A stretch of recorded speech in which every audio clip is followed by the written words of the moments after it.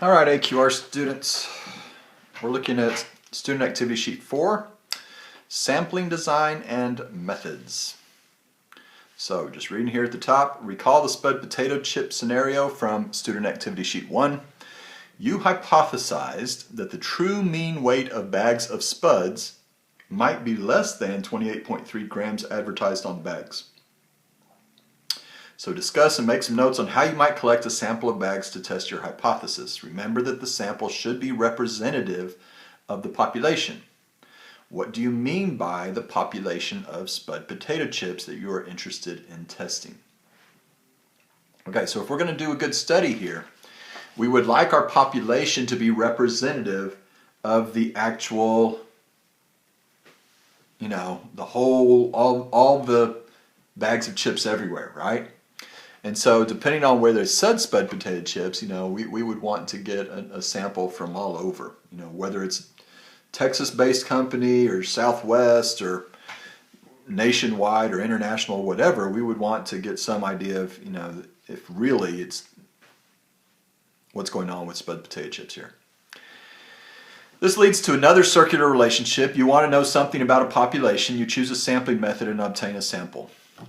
So we have a population, we choose a sampling method, we obtain a sample, and then collecting data from the sample provides some sort of estimate or conclusion about the population of interest.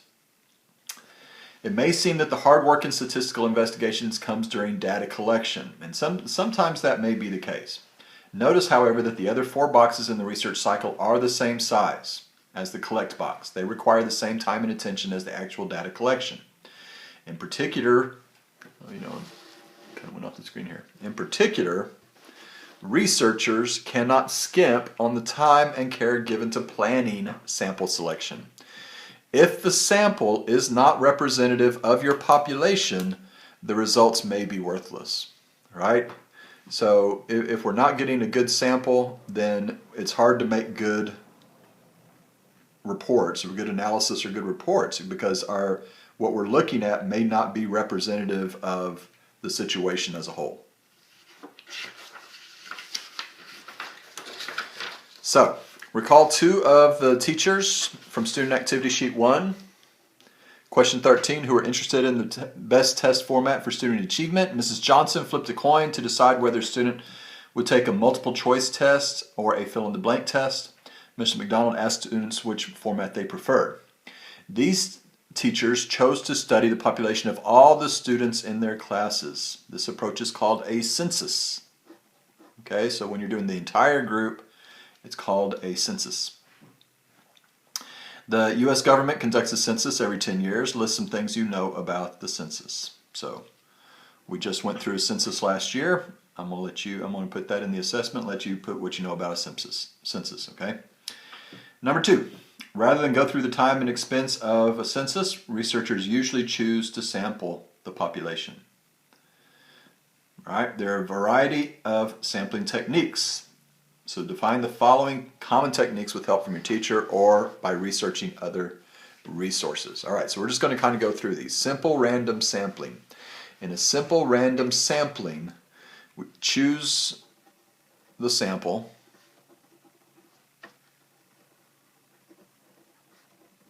from the entire population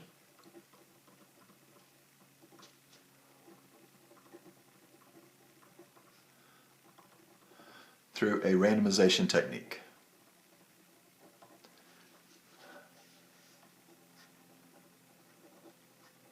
And if throughout, while we're going through these, if you need to pause the video and write this down, then feel free to do that. An example of this would simply be, a randomization technique would be pulling a number out of a hat, using a random number generator, things like that. Stratified random sampling. Stratified random sampling. Separate, sorry about that, S-E-P-A-R-A-T-E. Separate the population into strata. These are subpopulations, so we're got basically groups. And then take a sample from each group. Take a sample, random sample,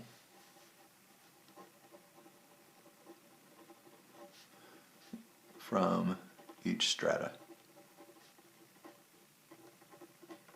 Okay, so we might divide, for example, if we were going to do something at the high school, well, we already have everybody's, divided up by freshmen, sophomores, juniors, and seniors, and then we would take some number of each group, something like maybe we're taking 10 freshmen, 10 sophomores, 10 juniors, 10 seniors, and then we would have some random way to pick those 10 people from each group. We could also divide into males and females. That would be another way to separate it into groups and then take some number of each group. Okay? Systematic sampling. All right.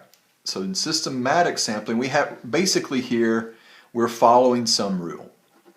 You are following some rule.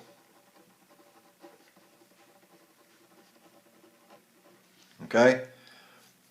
To obtain your sample. All right, so let's say that you put numbers 1 through 25 in a hat, you choose a number out, and you choose the number 7. And we're picking students from our school, and so every student in the school is numbered from 1 through however many, 800 or so kids, 700 kids. And so if we pick number 7, and we were talking about we had 25 numbers to start with, we would take the 7th student, and then if we add 25, we would take 32, add 25 to that, we get 57, add 25 to that, we get 82, etc. All right, and we just keep on. We take all those students, and we follow a rule though. We're following a rule to get our population here. Okay. Cluster sampling. In a cluster sampling, we divide into groups the population is separated into groups.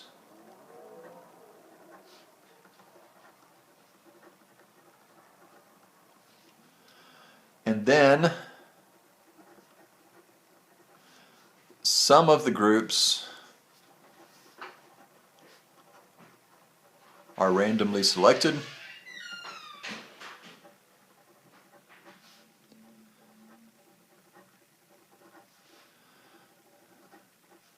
And all of those groups are sampled. So again, if we're talking about the high school, maybe we choose second period classes. And of all the second period classes going on, we're going to choose 4 of the second period classes. So we randomly choose 4 of the second period classes. And then in those 4 second period classes, we just do whatever we're going to do to everybody in those 4 classes. All right? So that's clustered. They're clustered together, and then we take everybody in a cluster and sample those. Convenient sampling is exactly what it is. We select participants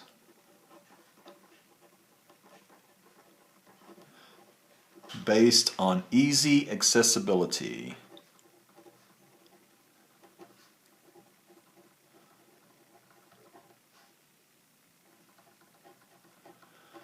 So, if we're at the high school, we want to talk to 20 kids, we stand at some particular place and we just pick the first 20 kids who come by. Okay? That's convenient sampling. All right.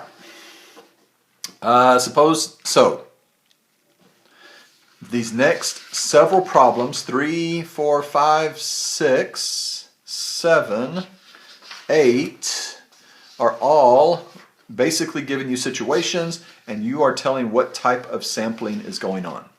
Okay?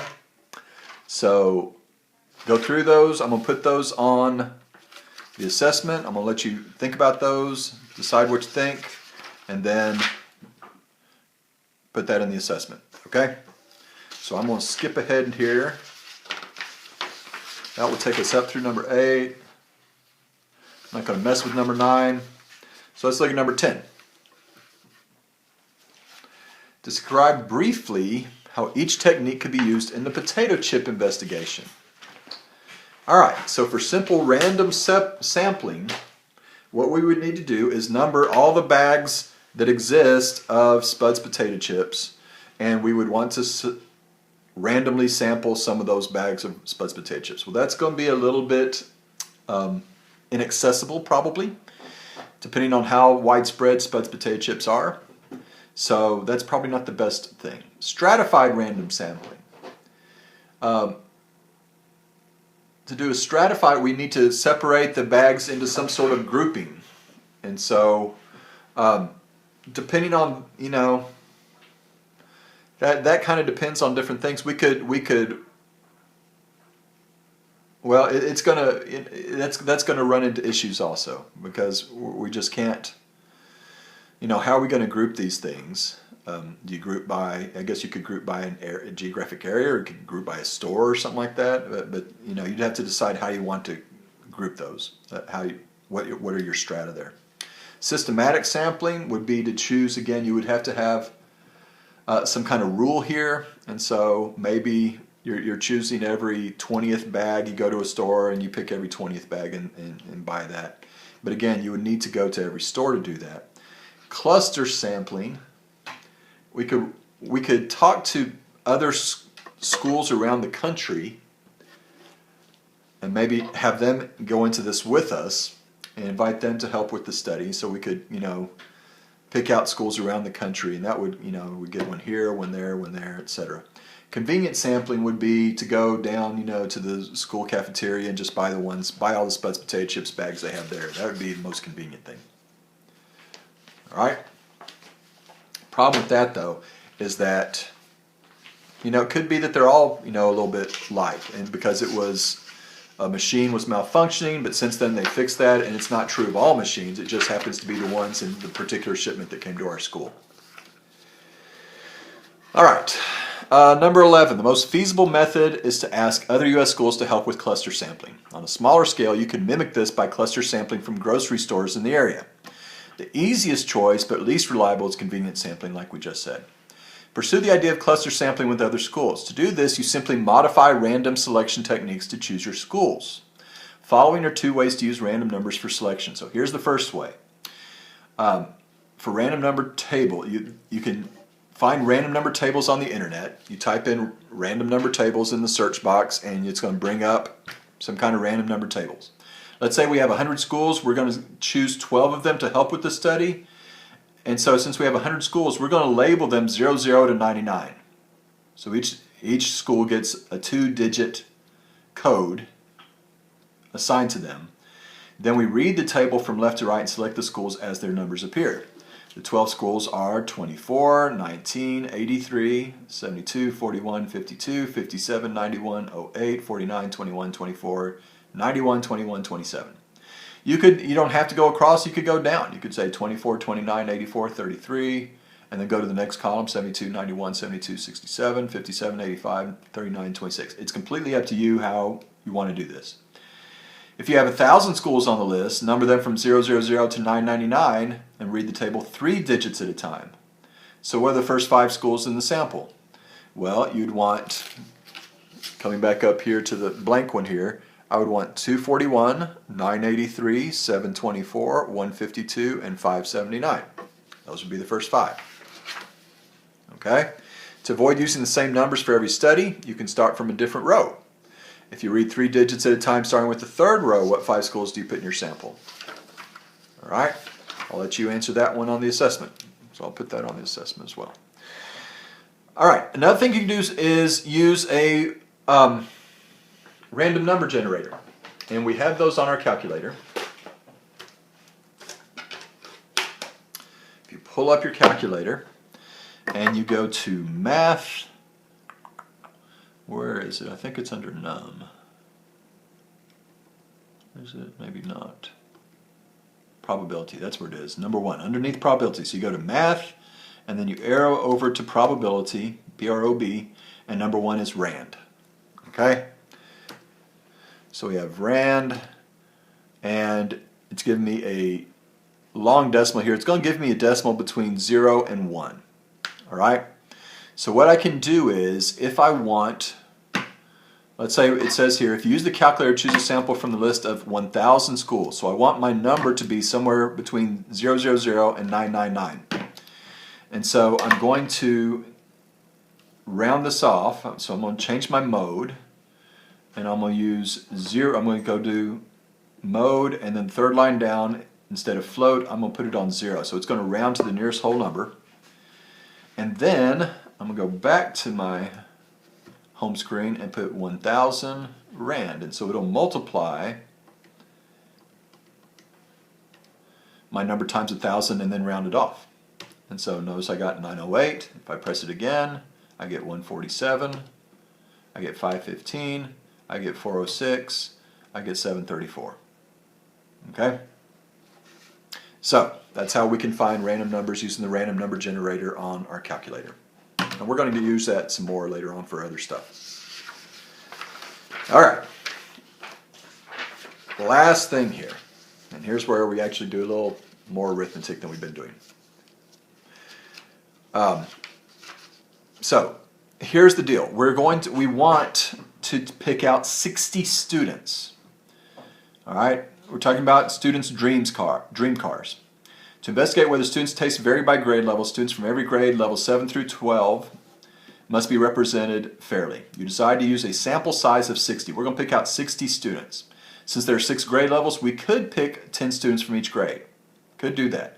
However, notice that here's the size of each class, and notice like 8th grade has 511, seniors only 337, so it doesn't seem fair to use the same number of students when this class is so much bigger. So what we're going to do is try to use it as a percent, okay? So to fill in the table, we'll take percentage of total. So for 7th grade, we have 476 students divided by the total of 2714 gives us 17.539. So that's the percent. Then I'm going to take that decimal, 0.17539, and multiply it times 60, and it gives me, oh, I'm still rounding here. Let me go back mode, and this time I'm going to go down and change it to float. All right. It gives me 10.5234, so 10.52, and so that's going to round to 11. All right, it rounds up. It's 0.5 or more, so I'm going to round that up to 11. So you're going to do that on each one. You're going to take number of students, divide by the total, get the percent, multiply percent times 60, get a decimal, and then round it to the nearest whole number. Okay? So do that. When you're done with that, since you plan to collect data from a sample size of 60, fill in the 4th column. All right? In the 5th column, round each number in the normal way. What sample size does this give? You're going to total them down, see what you get, and you're going to end up one short. All right? You are going to end up with 59 people. So the question then on part D is, how should you award the extra person or persons? Okay? You're going to end up short, so how are you going to add on one more person? What's the fairest way to add on one more person? Okay? All right. So that's it. I know if you have any questions, let me know. Otherwise, I'll talk to you later.